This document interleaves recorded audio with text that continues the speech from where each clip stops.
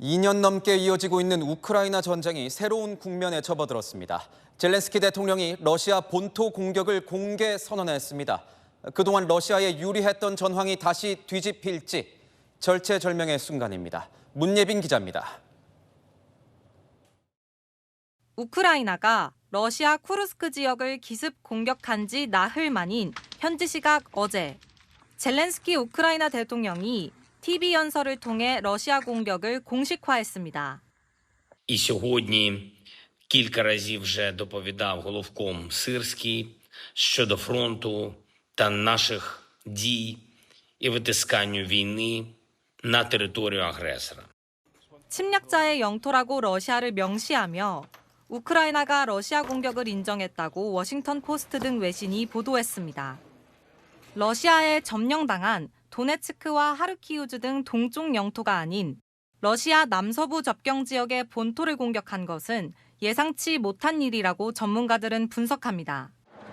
러시아 본토에서의 전쟁 확대를 우려하는 목소리도 나오는 가운데 일각에서는 전쟁 유지가 어려워진 우크라이나가 종전 협상 카드를 마련한 것이라는 분석이 나옵니다. But with such an advance, even with small territory on Russian territory, they're in a position to bargain a complete swap of territories, not limited to the number of kilometers or miles they've taken, but in general. 뉴욕타임스 등은 동부 전선에 집중된 러시아군 전력을 분산시키려는 의도로도 해석된다고 보도했습니다. 외신들은 전쟁을 지원하고 있는 서방 국가들의 우크라이나의 공격력을 입증하기 위한 기획이라고도 분석하고 있습니다. 채널A 뉴스 문예빈입니다. 본토까지 뚫린 러시아는 좀처럼 우크라이나군을 몰아내지 못하고 있습니다. 우크라이나 수도 키이우에 보복 공습을 가하긴 했지만 지금의 전세를 뒤엎기엔 역부족이란 분석입니다. 이상원 기자입니다. 캄캄한 밤 구조대원들이 건물 잔해를 황급히 옮깁니다. 한쪽에선 급히 대피한 시민들이 담요를 덮은 채 응급처치를 받습니다. 현지 시각 10일 밤 우크라이나 수도 키이우에 미사일 폭격이 발생했습니다. 러시아가 우크라이나 수도 키이우에 미사일 2발을 발사하며 반격에 나선 겁니다.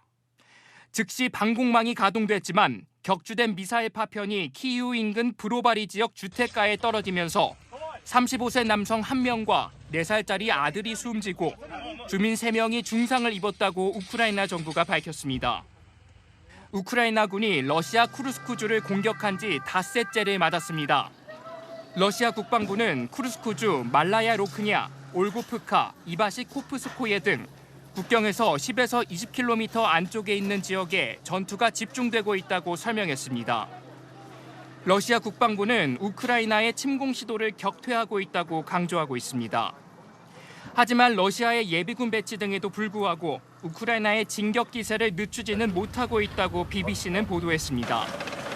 CNN은 푸틴 러시아 대통령이 우크라이나군 조기 격퇴에 실패하면서 지도력에도 타격을 입게 됐다고 분석했습니다. 러시아 안팎의 국방 전문가들도 정보, 비상대응 등 러시아 국방 시스템의 실패가 드러났다고 지적했습니다. 채널A 뉴스 이상원입니다. 3개월도 남지 않은 미국 대선판이 흥미진진해지고 있습니다. 공화당 후보인 트럼프 전 대통령이 고전을 면치 못하고 있습니다. 민주당 후보인 해리스 부통령이 핵심 승부처 3곳에서 앞서고 있다는 여론조사 결과가 나왔습니다. 트럼프가 해리스 등판에 갈피를 못 잡고 있다는 분석입니다. 이솔 기자입니다.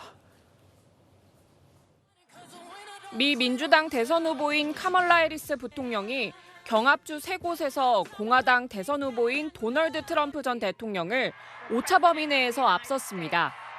지난 5일에서 9일 사이 펜실베이니아와 위스콘신, 미시간의 유권자들을 상대로 실시된 여론조사에서 50%가 해리스를 지지한다고 답했습니다. 트럼프를 지지한다는 답변은 46%로 오차 범위 내에서 해리스가 우세한 걸로 나타난 겁니다. 이곳 3개 주는 44명의 선거인단이 걸려있는 핵심 경합주로 이곳을 누가 쟁취하느냐는 곧 대선 승패로 직결됩니다. 2016년 대선 당시엔 트럼프 전 대통령이, 2020년에는 바이든 대통령이 이 3곳에서 승리하며 당선을 결정지었습니다. 뉴욕타임스는 해리스를 향한 유권자의 호감도가 상승한 결과라고 평가했습니다. 해리스는 자신이 여전히 언더독, 이른바 약세 후보임을 주장하며 지지력 결집을 호소했습니다. We are definitely running as the underdog. We are the underdog. We are out in great numbers, but we got a lot of work to do. 트럼프는 해리스에 대한 원색적인 공격을 이어가며 지지율 반등을 노리고 있습니다. Kamala, who by the way is worse than Biden, and she's actually not as smart. That's hard to believe, isn't it? 다음 달 10일 두 사람의 첫 TV 토론이 예정된 가운데 트럼프가 여론에 관심을 돌리기 위해 어떤 승부수를 던질지 귀추가 주목됩니다. 채널A 뉴스 이솔입니다. 일본이 바짝 긴장하고 있습니다. 대지진 발생 공포에다 곧 태풍이 상륙할 거란 우려까지 겹쳤습니다. 불안감이 확산되면서 일본으로 휴가를 가려던 여행객들도 발길을 돌리고 있습니다. 남영주 기자입니다. 백화점에 진열된 옷들이 흔들리자 손님들은 기둥을 잡고 몸을 웅크립니다. 해안가 산비탈에선 바위가 힘없이 부서져 떨어집니다. 지난 8일 일본 규슈 미야자키현 앞바다에서 규모 7.1의 지진이 발생한 겁니다. 도쿄 인근 가나가와현, 홋카이도 먼바다에서도 강진이 잇따랐고 앞서 일본 기상청은 일본 남해인 난카이 해구 대지진 주의보를 발령했습니다. 5호 태풍 마리아도 내일 혼슈 동북부에 상륙할 거란 예보가 나오면서 일본 열도는 긴장을 놓지 못하고 있습니다. 일본 여행을 계획했던 우리 국민들도 마찬가지입니다. 이제 일본을 경유해서 가는 저는 케이스라서 제가 경유할 때만 아니면 좀 좋겠다라는 생각은 있죠. 좀 지진이 좀 일어난다는 말도 나오고 하니까 좀 불안한 마음은 좀 있습니다. 일본 여행자들이 가입하는 카페가 있거든요. 거기 매일 검색하고 있어요. 32개월 아기까지 함께 하기로 해서 좀 걱정이 더 크긴 합니다. 일본 여행 정보를 공유하는 온라인 커뮤니티에는 일본 여행을 취소했다거나 취소를 고민한다는 글이 잇따르고 있습니다. 비행기표 취소 수수료, 호텔 비용 전액을 손해볼 각오를 했다는 글도 올라온 상황. SNS엔 일본인이 올렸다는 일본 밖에 있는 분들은 오지 말라는 글도 급속히 퍼지고 있습니다. 국내 여행업계 관계자는 일본행 취소 건수를 파악 중이라며 단순 변심으로 인한 취소는 위약금을 물어야 한다고 설명했습니다. 채널A 뉴스 남영주입니다.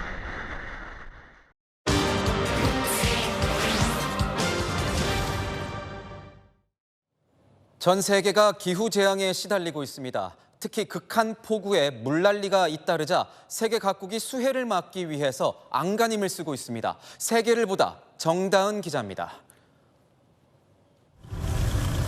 세계 곳곳에서 기후변화로 인한 물난리 피해가 잇따르면서 각국이 침수 피해 방지에 나서고 있습니다. 특히나 아스팔트로 뒤덮인 대도시들이 비상입니다. 미국 뉴욕시는 모래 위에 구멍이 많은 특수 아스팔트를 깔아 빗물이 모래에 스며들 수 있도록 하는 투수성 포장도로를 깔았습니다. 물을 뿌려도 곧바로 사라지는 것처럼 보입니다. We must become more absorbent. We must become a sponge. 연평균 강수량이 한국의 1.5배인 말레이시아는 도심 지하에 저수 용량이 100만 톤에 달하는 터널을 만들어 평소엔 자동차 도로로 쓰고 있습니다. 바다와 맞닿아 있는 이탈리아 베네치아. 기후변화로 해수면이 상승해 시내가 상습적으로 침수되자 바다와 도시가 맞닿는 입구에 초대형 인공 차단벽을 설치했습니다. 약 8조 원을 들여 만든 총 78개의 벽으로 최대 3m 높이 조수까지 차단할 수 있습니다. 지구의 강수량 온난화와 밀접하게 연관돼 있습니다. 연구 결과 지구의 기온이 1도 높아지면 수증기는 7% 늘어나는 것으로 나타났는데요. 결국 이미 전체 재해의 절반 이상을 차지하는 수해가 온난화가 진행될수록 늘어날 수밖에 없는 상황인 겁니다. 변해버린 환경에 적응하려는 노력도 생겨나고 있습니다. 저지대로 유명한 네덜란드는 물 위에 아예 수상 목장을 건설했습니다. 물 위에 태양광 패널도 설치해 필요한 전기도 스스로 조달합니다. When you have a floating farm, You are climate adaptive, so you can keep on producing fresh, healthy food for the city.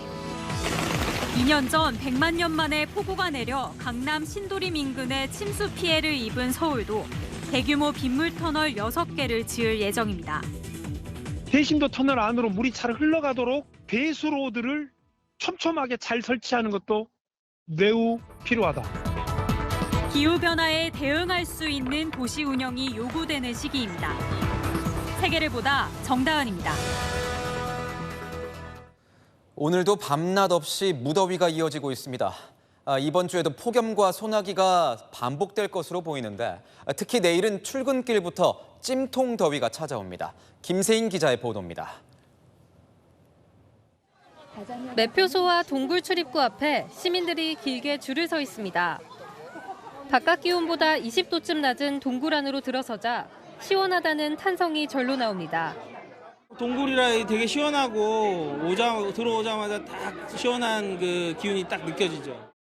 집에 있는 것보다 훨씬 시원하게 느껴져서 오기를 잘한 것 같아요. 물놀이를 하며 30도를 웃도는 더위를 잠시 식혀보지만 당장 오늘 밤 열대야와 내일 출근길이 걱정입니다.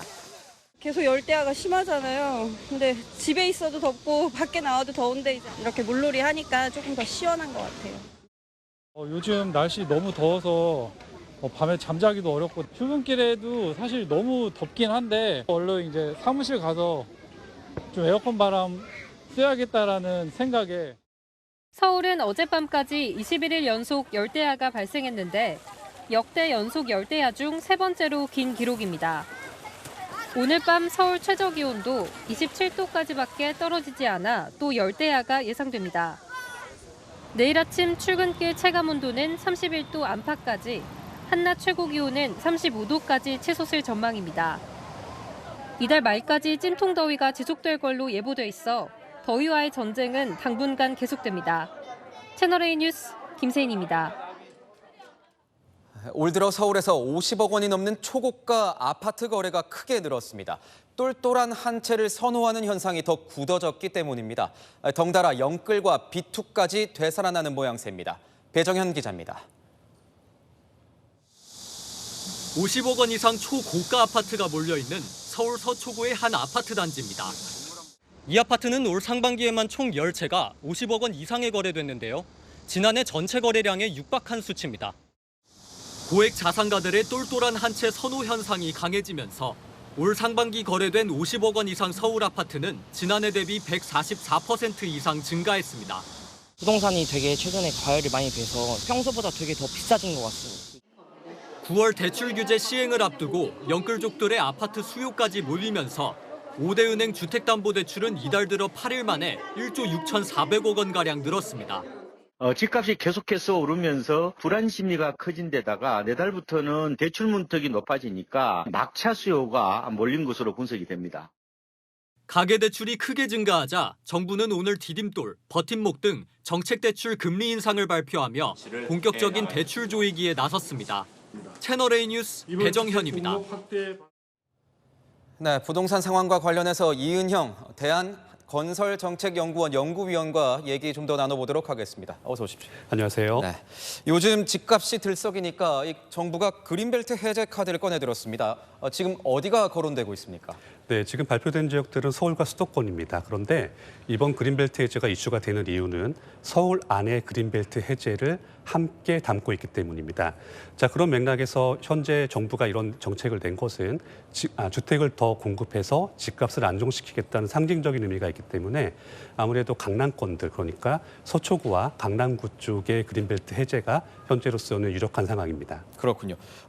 그린벨트 해제, 이거는 보시기에 집값 안정 효과가 있을 것으로 보십니까? 사실 지금으로서는 확신할 수가 없습니다. 왜냐하면 이제 주택 공급을 1만 호, 2만 호 이런 정도 한다는 것은 그 서울 송파구에 있는 모 아파트 단지의 규모가 약 1만 호라는 것에 비추어 보게 되면 그런 단지를 하나, 두 개, 세 개 만든다는 정도의 개념에 불과하기 때문입니다. 하지만 이제 서울시의 발표에 따르면 이번에 그린벨트를 해제해서 신규로 공급되는 주택들은 신혼부부들에게 공급한다고 되어 있습니다. 그 때문에 이번에 발표된 내용을 단순하게 서울 집값을 잡는 것에 목표를 두는 것이 아니라 정부에서 꾸준하게 발표하고 있는 저출산 대책의 일환으로 본다면은 아무래도 평가가 조금은 달라질 수 있습니다. 그렇군요. 오는 13일부터 이 토지거래 허가구역 효력이 발생합니다. 이게 발생하게 되면은 뭐가 달라지는 겁니까? 네, 토지거래 허가라고 하는 것은 토지 거래를 금지하는 것이 아니라 이제 일종의 비정상적인 거래들, 예를 들어서 투기 같은 것들을 막는 데 목적을 두는 겁니다. 그 때문에 토지거래 허가제가 없을 때에는 이제 매매 계약의 당사자들끼리 계약을 하고 신고를 하면 그만이지만 토지거래 허가제가 적용이 되게 되면 이분들이 계약을 할 때 이 계약의 내용을 이제 해당 지역을 관할하는 시군 구청장에게 미리 한번 검사를 받는다고 생각하시면 됩니다. 그 때문에 토지 거래 자체가 종전에 비해서는 좀 더 어려워졌다고 할 수 있습니다. 그러니까 특정 지역을 일정 기간 이렇게 특정 거래에 대해서 이게 투기 거래에 대해서 제한을 한다. 뭐 이런 의미로 볼 수 있을 것 같은데 저는 이것도 좀 궁금합니다. 현재 이 대출 규제 따로 없이 뭔가 집값 안정이 가능할지 어떻게 보십니까? 네, 사실 대출을 규제해서 집값을 잡겠다는 것은 쉽지가 않습니다. 왜냐하면 집을 사는 사람들의 입장에서 본다면은 돈을 빌리지 못해서 집을 못 사니까 집값이 안정되는 거 아니냐 이런 내용이 되기 때문입니다. 그 때문에 대출 규제에 대해서는 적어도 가계대출 증가를 어느 정도 조정하는 것은 필요가 있지만 단순하게 대출을 규제해서 집값을 잡겠다는 것은 쉽지 않은 내용이기 때문입니다. 그렇기 때문에 궁극적으로는 이제 우리가 이제 모두들 다 합의하고 있는 것처럼 적정한 지역에 주택 공급을 꾸준하게 실행함으로써 그것으로 집값을 잡는 것이 맞는 것이지 단순하게 대출을 규제해서 문제를 해결하겠다고 하는 접근은 그렇게 옳지가 않습니다. 네, 조금 더 지켜봐야겠군요. 잘 들었습니다. 지금까지 이은영 연구위원과 얘기 나눠봤습니다. 고맙습니다. 윤석열 대통령이 차기 검찰총장 후보자로 심우정 법무부 차관을 지명했습니다. 어수선한 검찰 분위기가 달라질 수 있을지 관심이 쏠립니다. 김정근 기자입니다. 윤석열 대통령이 차기 검찰총장 후보자에 심우정 법무부 차관을 지명했습니다. 충남 공주 출신으로 심대평 전 충남지사의 장남인 심 지명자는 법무부 기획조정실장, 서울 동부지검장, 대검 차장 등을 거쳤습니다. 법무와 검찰 행정을 두루 경험한 기획통 검사로 꼽혀왔습니다. 검찰이 국민의 기본권을 보호하고 정의를 실현하는 사명과 역할을 다하여 국민의 신뢰를 얻을 수 있도록 검찰 구성원 모두와 함께 최선을 다하도록 하겠습니다. 심 지명자는 문재인 정부 법무부에서 기획조정실장 재직 당시 윤석열 검찰총장 징계에 반대하다가 결재 라인에서 배제됐던 인물입니다. 서울 동부지검장 취임 뒤엔 산업부 블랙리스트 의혹 수사에 돌입해 전 정권 수사의 시작을 알렸습니다. 김건희 여사 조사 방식 등을 둘러싼 검찰총장과 서울중앙지검장의 갈등으로 어수선해진 검찰 조직 안정에 대한 기대감이 반영된 인사란 분석도 나옵니다. 김주현 현 대통령 민정수석은 심 지명자가 법무부 검찰과장으로 재직했을 때 직속 상관인 검찰국장이었습니다. 안정적으로 검찰 조직을 이끌고 헌법과 법치주의 수호, 국민 보호라는 검찰 본연의 역할을 잘 수행할 적임자로 판단하였습니다.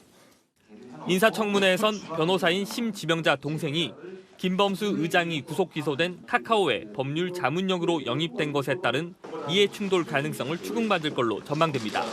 채널A 뉴스 김정근입니다. 진짜 정치, 정치부 홍지은 기자와 함께하겠습니다. 자, 홍 기자, 본 것처럼 오늘 검찰총장 인사가 있었습니다. 그냥 단도직입적으로 한번 물어보겠습니다. 새 검찰총장이 오면 뭐가 달라지는 겁니까? 네, 일단 대통령실과의 관계 달라집니다. 총장 패싱 논란 등 대통령실과 마찰이 많았던 현 이원석 총장입니다.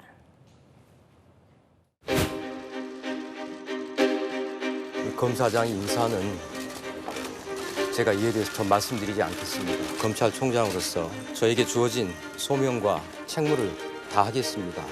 대통령 부인 조사 과정에서 이러한 원칙이 지켜지지 않았고 법 앞에 평등하다라는 원칙이 반드시 실현되도록 제 모든 힘을 다하겠습니다. 네, 한마디로 소통도 되고 시끄러운 조직도 다시 재건할 수 있는 안정성에 방점을 둔 인사라는 겁니다. 그러니까 새 총장이 오면 잡음 없이 조직을 관리할 수 있다 뭐 이런 거군요. 네, 그렇습니다. 검찰 내부에선 온화하고 합리적 성향의 인물로 평가됩니다. 정권 가리지 않고 검찰과 법무부 요직을 두루 거칠 수 있던 배경이기도 합니다. 대통령실과의 소통 이야기도 하지 않았습니까? 뭐 실제 인연이 있습니까? 네, 2014년 법무부에서 검찰 과장을 맡았을 때 그 직속 상관이 바로 김주연 현 민정수석입니다.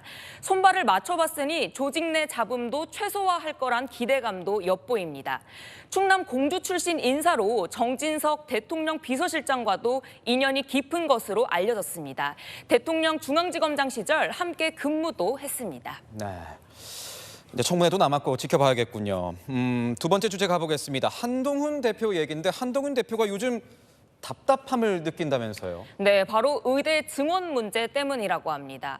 꽉 막힌 의대 증원 문제 풀겠다는 의지가 아주 강한데 쉽지 않아 답답함을 토로하기도 한다는 겁니다. 이 문제는 이번 총선 패배의 주요 원인이었고 또 다음 선거를 이기기 위해선 반드시 풀어야 할 문제로 느끼고 있다고 합니다. 중요한 건 대화의 장이 만들어지고 건설적인 대화가 시작되는 겁니다. 지금까지 그 부분이 부족했던 것이고 그 부분을 중재하겠다는 것이 저의 임무고. 그런데 보면 이게 생각보다 잘 안 되나 봅니다. 네, 의료계를 달랠 방편이 마땅치 않다라는 게 가장 큰 문제 지점입니다. 확정된 2025학년도 입학 정원을 현실적으로 되돌릴 수 있느냐, 또 임기 초반 대통령실과의 관계 중요한데 자칫 갈등 국면으로 비춰지는 거 아니냐, 이런 고민들이 있는 거죠. 어쨌든 한 대표는 뭐 이 해결책, 해법을 찾겠다는 거죠? 네, 복지부의 업무 보고를 받고 정부와 의료계를 설득할 중재안도 마련 중이라 합니다. 양측을 중재할 물밑 대화도 좀 추진한다고 하고요. 꽉 막힌 판을 풀기 위해 정부 쪽에서 먼저 의료계를 달랠 만한 인사 조치가 필요하지 않냐. 내부적으로는 이런 이야기까지 오간 것 같더라고요. 마지막 주제 한번 살펴보죠. 요즘 대통령실과 민주당이 진실 공방을 벌이고 있습니까? 네, 그렇습니다. 김경수 전 경남도지사의 복권을 놓고 양측 말이 엇갈리고 있습니다. 지난 4월 영수회담 즈음에서 대통령실이 먼저 김경수 전 지사의 복권에 대한 이사를 물어왔고 복권에 긍정적인 답을 보냈다는 민주당 쪽 발언이 나오며 불거졌습니다. 대통령실은 당시 전혀 묻지도 않았고 들은 것도 없다는 입장입니다.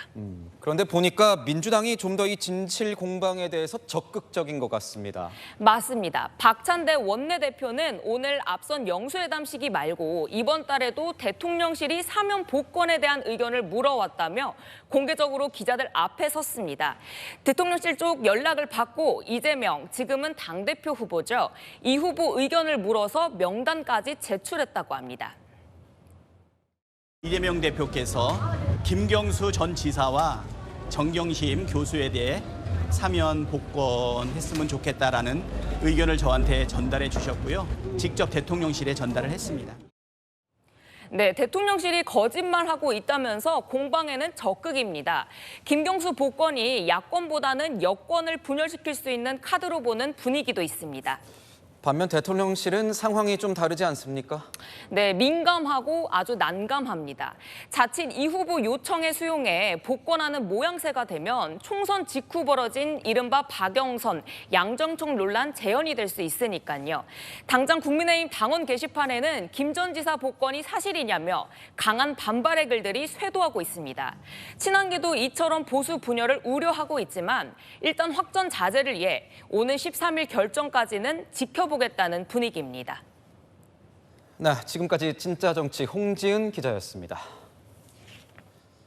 시청자 여러분께서는 카페에서 주는 일회용 컵 어떻게 처리하는 건지 제대로 알고 계십니까? 정부가 친환경을 명분으로 이런저런 정책을 내놓았다가 또 금세 바꾸면서 갈팡질팡하다 보니 오히려 시민들의 반감만 사고 있습니다. 장하양 기자가 현장 취재했습니다. 환경부는 지난 6일부터 서울 광화문과 종로 일대를 에코존으로 지정하고 일회용 컵 회수 시범 사업을 시작했습니다. 투명 플라스틱 컵을 버릴 수 있는 길거리 쓰레기통을 30개 설치했는데 몇 곳을 살펴봤더니 뚜껑과 빨대가 그대로 꽂혀 있고 음료가 절반 이상 담긴 채 버려진 컵도 있었습니다. 시민들은 제대로 된 안내가 부족한 것 같다고 말합니다. 표제를 여기다 붙이면 더 잘 보일 텐데 아쉽네요.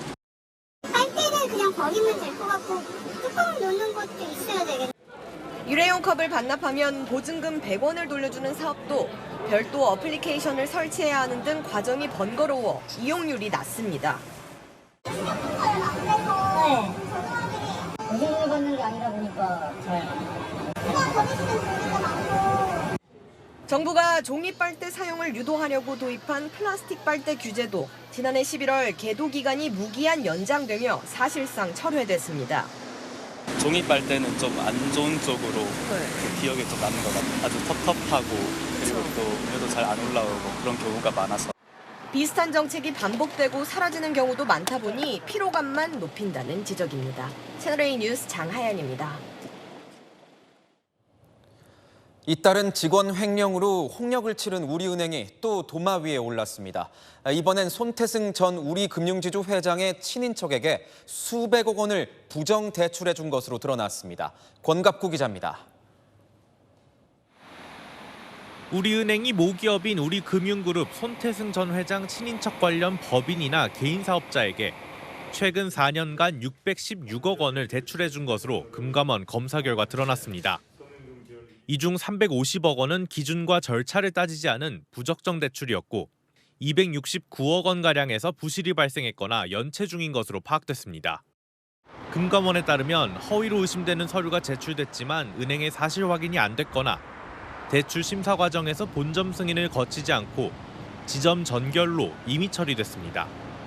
부적정 대출은 손 전 회장 재직 시절뿐 아니라 퇴임 후에도 이뤄졌습니다. 금융위 산업으로서 국가 경제 발전에 좀 기여한 한 축이 될 수 있도록 그런 좀 계기가 되었으면 하는 생각입니다. 금감원은 은행 내부 통제가 작동하지 않은 심각한 사안이라며 관련자들의 위법 혐의를 수사기관에 통보하기로 했습니다. 우리은행은 검사 결과에 대해 통렬히 반성한다며 관련 임직원에 대해 엄정하게 조치하겠다고 밝혔습니다. 채널A는 손 전 회장 해명을 듣기 위해 여러 차례 연락을 시도했지만 닿지 않았습니다. 채널A 뉴스 권갑구입니다. 맹렬한 더위가 이어지고 있습니다. 오늘 서울은 한낮에 34도를 웃돌았는데요. 이번 한 주도 계속 무덥습니다. 한낮에는 폭염이 서쪽을 중심으로는 열대야가 나타나겠습니다. 잠시 더위가 주춤했던 동쪽 지역에도 다시 폭염주의보가 내려졌습니다. 장기간 이어지는 폭염에 건강관리 유의하시기 바랍니다. 내일 하늘도 가끔 구름만 많겠는데요. 오후 한때 곳곳으로 소나기가 내립니다. 5에서 20mm 정도로 많지는 않겠습니다. 내일 아침 기온은 서울이 28도로 시작하는데요. 오늘 기준으로 서울은 21일째 열대야가 이어지고 있습니다. 한낮에는 서울과 대구 34도까지 오르겠습니다. 말복이 지난 이후에도 열대야와 폭염은 계속될 것으로 보입니다. 날씨였습니다. 우리 선수들 덕분에 열대야를 잠시나마 잊을 수 있었습니다. 자신감으로 똘똘 뭉친 우리 선수들은 정말 질 자신이 없어 보였습니다. 실력이면 실력, 근성이면 근성, 매너면 매너, 뭐 하나 부족한 게 없었습니다. 벌써 4년 뒤가 궁금해집니다. 마침표 찍겠습니다. 대한민국 선수단 여러분 고맙습니다. 뉴스에이 마칩니다. 고맙습니다.